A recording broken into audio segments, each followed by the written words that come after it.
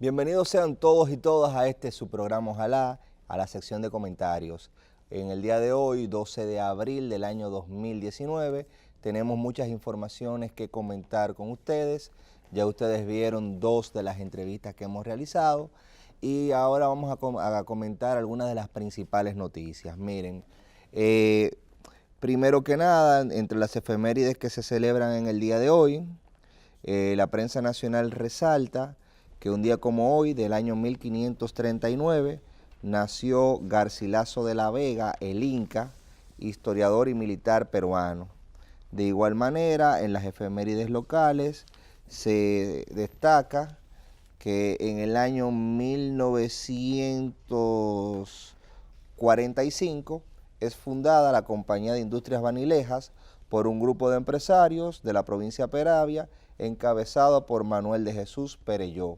La familia Perelló, que ha hecho tradición en la República Dominicana en lo que tiene que ver con el café y los aportes a la cultura, y que también es amiga y patrocinadora de este espacio. Eso lo resalta el periódico Diario Libre. Don Ramón, cuénteme.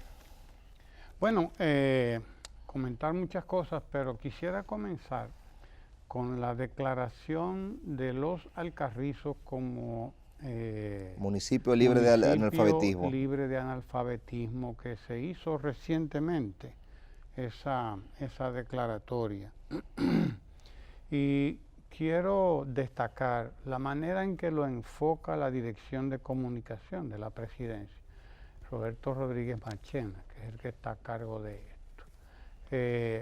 Hay unos testimonios que me gustaría compartir con la gente, con nuestros televidentes, porque y radioyentes. Explican, Y radioyentes, no lo margines. Sí, radioyentes que están en Dominicana FM, tienes razón. Sí, porque uno puede creer que el protagonista de este proceso de alfabetización, que ella aprende contigo, el programa de alfabetización que ella aprende contigo, lo puede ser la presidencia, desde luego, que tuvo la iniciativa de poner en marcha un programa tan importante como este, que supera ya los más de 600.000 alfabetizados. Eso equivale a unos 100.000 alfabetizados por año en promedio, poco más de 100.000 por año en promedio, y eso es un logro. Eso es un logro importantísimo para la República Dominicana y para cualquier país. Bien, ese es un detalle importantísimo. Si el gobierno no dispone el presupuesto, si el gobierno no dispone todo lo que aquello significó este programa, ¿no?, en cuanto a la articulación de los núcleos de alfabetización, las responsabilidades que les correspondieron hasta a los senadores, a los síndicos, etcétera, a todas las autoridades, a los gobernadores de todas las provincias y de todos los municipios, todo eso. Pero hay un protagonista que es importantísimo, sin el cual no, sine qua non, y es el propio o la propia alfabetizada, la persona que se alfabetiza, la persona que decide ir al centro parroquial, al ayuntamiento, a donde sea, ¿no?, a la escuela debajo de la enramada, donde quiera, a recibir los conocimientos que le permitirían y que le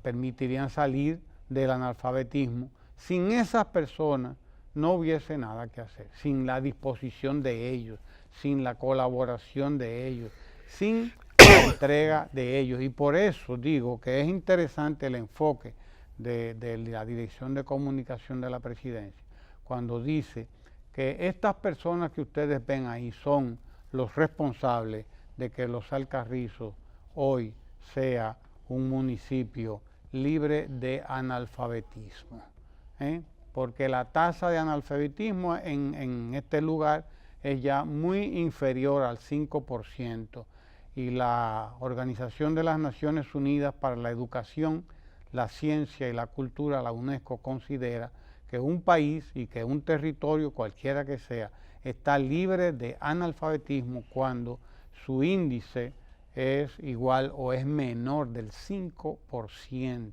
Es decir, que el 95% de la población sabe leer y escribir. Y eso es responsabilidad de la población. Es la población la que es la protagonista de lo que ha ocurrido.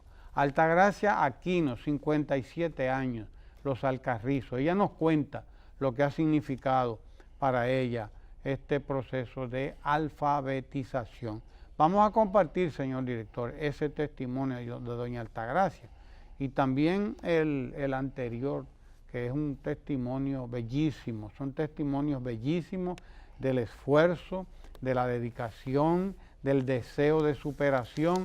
No importa, por encima de los años, por encima de todas las dificultades, por encima de la edad, por encima de todo, esta gente dijo: yo voy a hacer que mi municipio sea libre de analfabetismo y yo voy a hacer que mi país tenga una tasa de analfabetismo menor al 5%, como lo exige la Organización de las Naciones Unidas. Ahí está el testimonio de doña Altagracia. Vamos a ver, ya no dependo de nadie, dice ella. Efectivamente, cuando usted tiene acceso al conocimiento, cuando usted está alfabetizado, usted no depende de nadie. Usted se vale por sí mismo. Usted es una persona hecha y derecha. Adelante, señor director.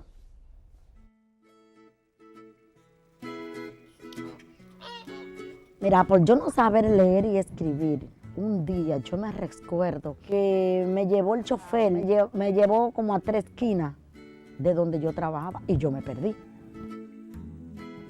Porque no podía leer el letrero que tenía la entrada. Con que ella aprende contigo, uno puede echar adelante y nadie sabe hasta dónde puede llegar. Ya yo no dependo de nadie que tenga que ayudarme. Entre Dios no tiene vivo, hay que avanzar. Es una filosofía: mientras Dios nos tiene vivos hay que avanzar. Hay que avanzar, y eso lo demuestra este otro testimonio que voy a compartir con ustedes. No solo el de Altagracia, que con 57 años, camino a los 60 años, todavía ella está en eso, ¿no? Está aprendiendo y ahora, dice ella, nadie sabe dónde uno puede llegar. Ella no se va a detener, ella no se va a detener.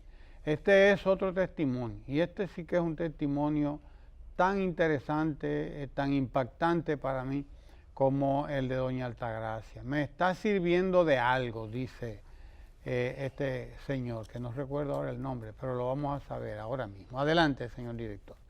Mi nombre es Andrés Sosa.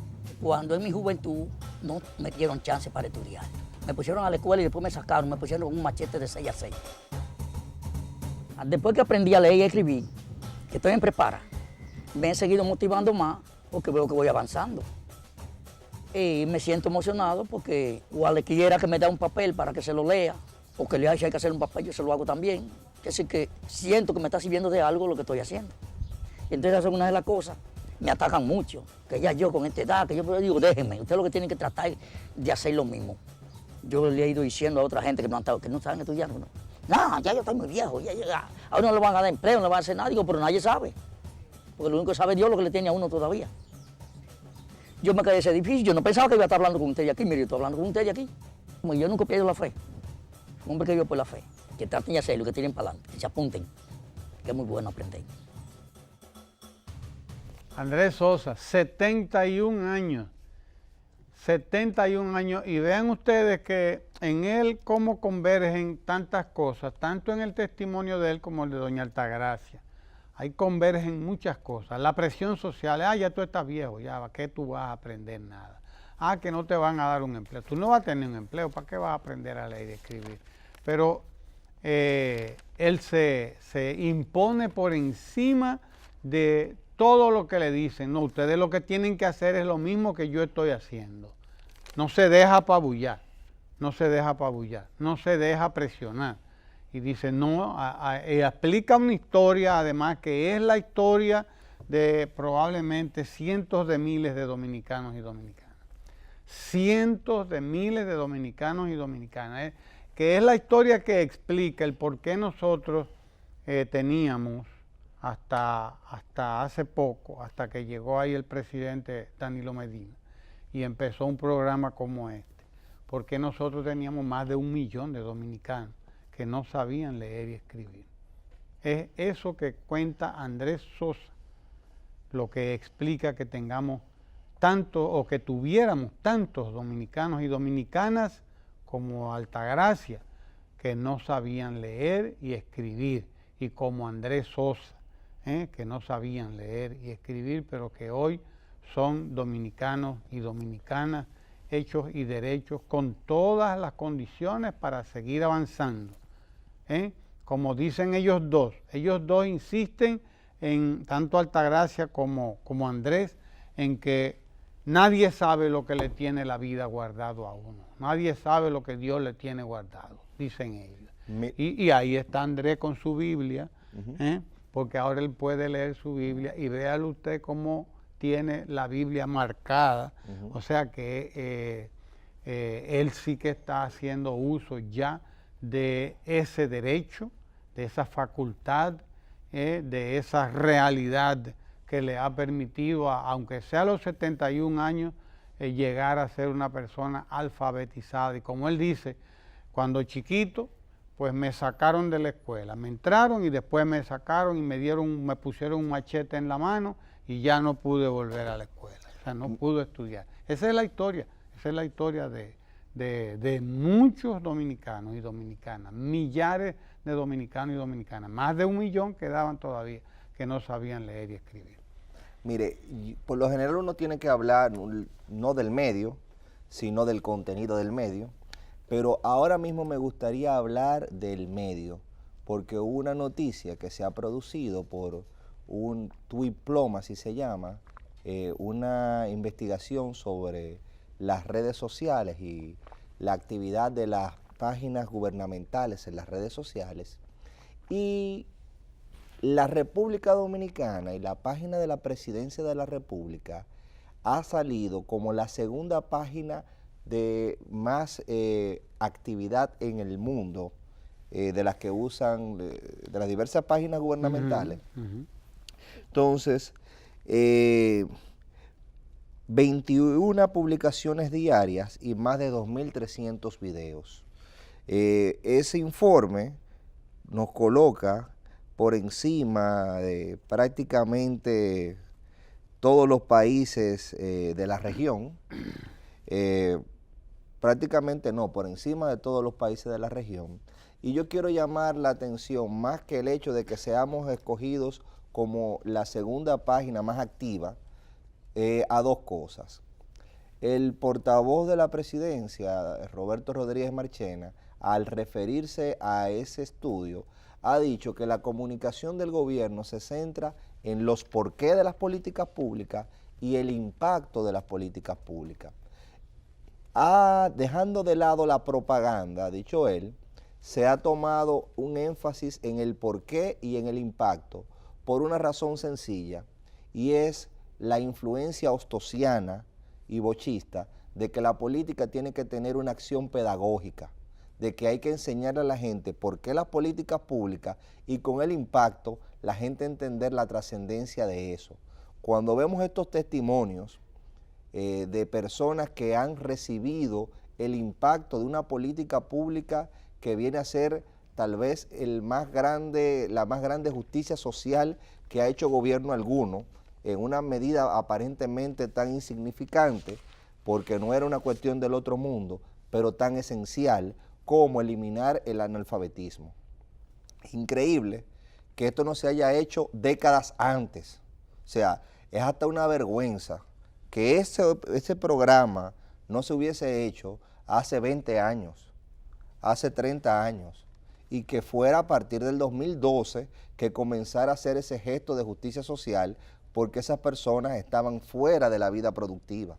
Entonces, presentar el porqué la política pública y el impacto que tiene cuando viene esta señora y te dice, mientras uno está vivo hay que seguir aprendiendo. Claro. te está revelando cómo una vida se puede transformar por una decisión y una voluntad política. Entonces, yo quiero resaltar ese reconocimiento, si se puede decir, que ha tenido la página de la Presidencia de la República por su actividad en redes sociales, no porque es la que más publica, sino por el enfoque social que tienen esas publicaciones como esta que hemos visto. Mire, dos temas importantes, varios temas importantes y poco tiempo para tratarlos, porque no tenemos tiempo. Mire qué cosa, ya la seña es de que no hay tiempo. Pero hay más días que el revuelo causado por la propuesta de Reinaldo Pared Pérez de interpelación de 3 jueces del Tribunal Superior Electoral, aquí se ha interpretado y que como una amenaza. Y yo quisiera saber por qué eso es una amenaza. ¿Usted es abogado? Yo la verdad Yo lo no entiendo como lo dice este mismo medio aquí. Dice, amenaza de Reinaldo contra el TSE genera una avalancha de rechazo. Yo no sé cuál es la amenaza. Parece porque no entender aquí el lo juego que democrático. dice, pero sin embargo el cuerpo de la información dice la propuesta, porque no es una amenaza entonces. Comienza diciendo así la información, dice la propuesta del presidente del Senado para que 3 jueces del Tribunal Superior Electoral sean interpelados, etcétera, ha recibido el rechazo. Pero yo no entiendo qué es, por qué hay que rechazarlo esto, por qué tiene que ser rechazado. Aquí hay gente que habla de democracia, pero tendrá que revisarse. Tendrá que revisarse, sí, porque hablan de democracia y quieren que se les respeten sus derechos, pero no son muy dados a respetar los derechos de los otros, porque yo entiendo que un senador, en este caso el que, aunque sea ya sea el presidente o no de la Cámara, y cualquier dominicano, incluso porque la Constitución faculta, puede solicitar el que se abra una investigación o el que se interpele o el que se lleve a cabo tal o cual procedimiento establecido por las leyes dominicanas, cualquiera lo puede solicitar, yo, usted, cualquiera incluso, y en este caso, pues un senador cuanto más. Y yo no entiendo por qué esto tiene que ser llamado o considerado una amenaza. ¿Usted me puede explicar eso, que es abogado? Bueno, realmente una explicación racional a eso no la tengo, porque se supone que en la democracia todos estamos sujetos al cuestionamiento y a la rendición de cuentas. Y el órgano político para hacer eso, que es la Cámara de Diputados, para poder en este realizar caso de eso. senadores. El senador hizo la propuesta para la Cámara de Diputados para que considere.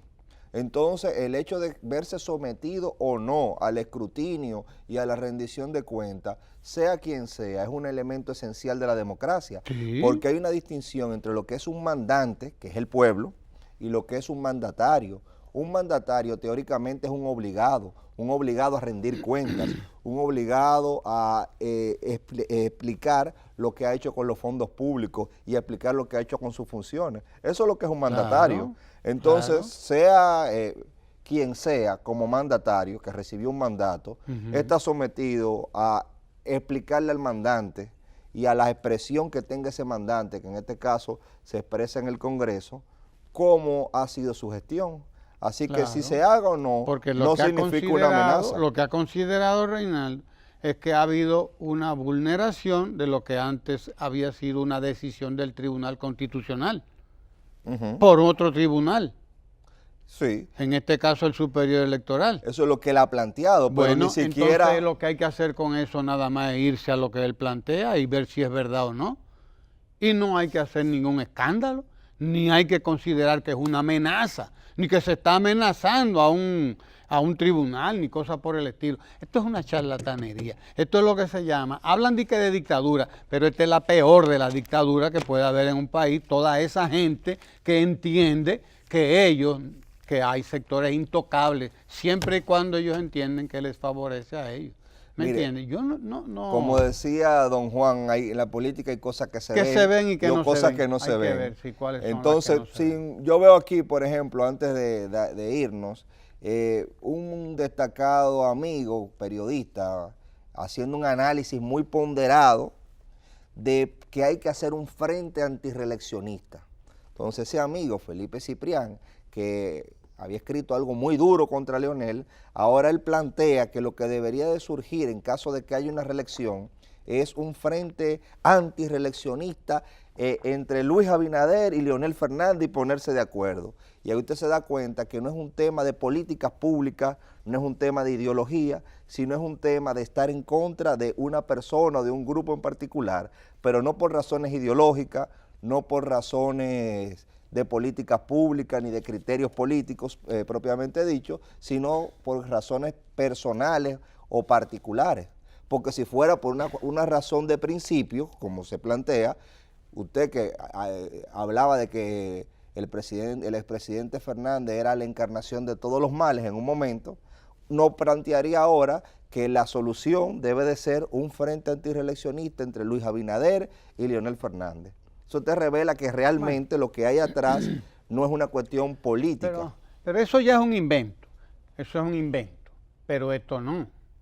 Esto es una desconsideración a una persona que tiene derecho a hacer el planteamiento que hizo en el caso de Reinaldo Paredes, como si lo hubiera hecho yo, como si lo hubiera hecho Diomedes Núñez Polanco, nuestro querido compañero que está por aquí, como si lo hubiera hecho usted también, o cualquier dominicano.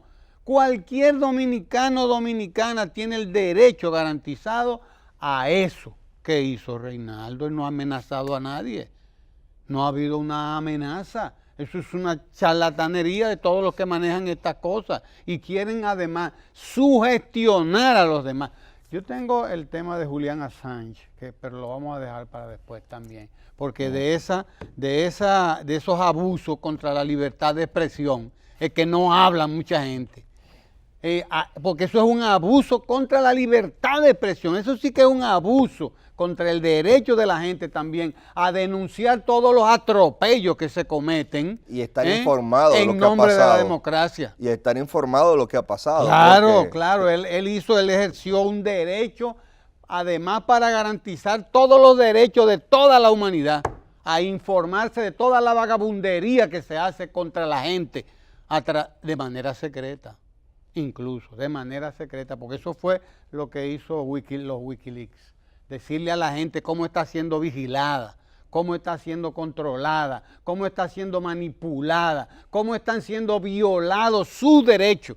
Eso fue lo que hizo Julian Assange y lo hizo además Snowden, creo que era el otro que también está ahora sí, que la situación sometido. Entre los dos es diferente, porque es diferente. Uno era... Sí. Un analista contratado por la CIA y el otro una persona que tiene un portal donde se difunden las informaciones. Y nos queda el tema de la cesantía, que el gobierno del Estado, pero si nos metemos ahí. El gobierno del Estado ayer dio unas declaraciones explicando que el gobierno no ha incluido. Lo que pasa es que es un tema del Código Laboral y no se está discutiendo la reforma del Código Laboral. El gobierno aclaró ayer que no se había... que el proyecto iba sobre el IDSS, sobre el Instituto Dominicano de Seguridad aclaró Social. Toda esa mentira que se estaba diciendo, de que el gobierno está en contra de la cesantía, etcétera. Y aclaró, pero nosotros nos vamos a dedicar a eso en otro tiempo, porque ahora es el tiempo de cita cultural, que tiene como invitado al doctor Diomedes Núñez Polanco, director de la Biblioteca Nacional Pedro Enrique Sureña. Y es asistente personal del profesor Juan Bosch. Claro, así mismo. No se mueva de ahí.